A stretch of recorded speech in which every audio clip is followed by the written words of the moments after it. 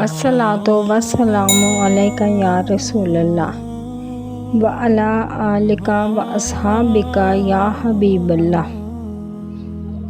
आज की जो मेरी हदीस है इसका मौजू है अल्लाह की रहमत। हज़रत उमर बिन ख़त्ताब से रवायत है कि रसूलुल्लाह सल्लल्लाहु अलैहि वसल्लम ने एक औरत को देखा जो अपने बच्चे को ढूंढ रही थी।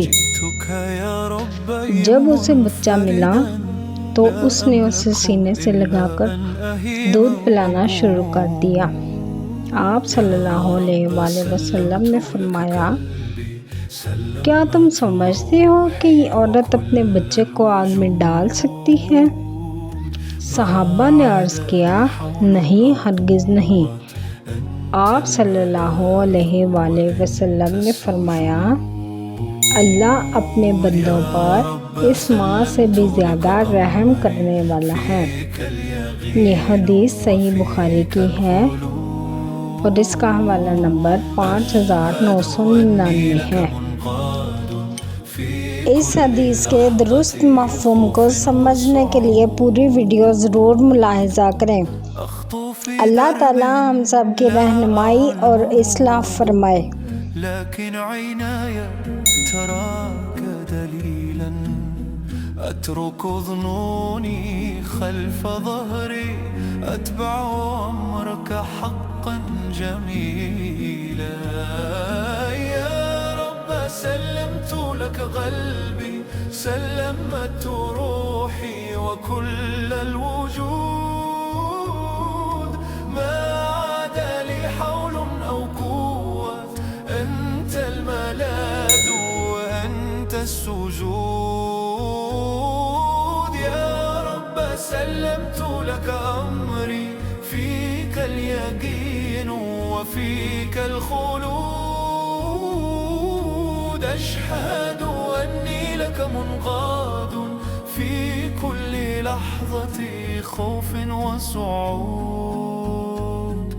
لو خيرت بين الدنيا وبين رضاك لدنت إليك أخليت ما في الكف رضا لله من لها يوما بلقاك. يا الله يا رب سلمت لك قلبي سلمت روحي وكل الوجود ما عاد لي حول أو قوة أنت الملاذ وأنت السجود. يا رب سلمت لك أمري فيك اليقين وفيك الخلود. أشهد أني لك منقاد حر لأني عبد لك وحدك المعبود.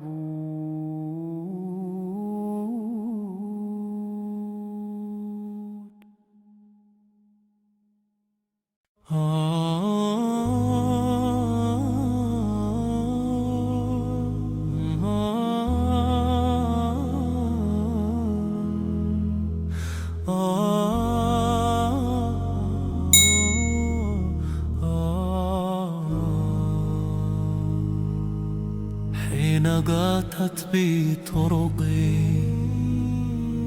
واصطفت فوق الصدر هموم جئتك يا ربي منفردا لا أملك إلا أن أهيم وأقوم.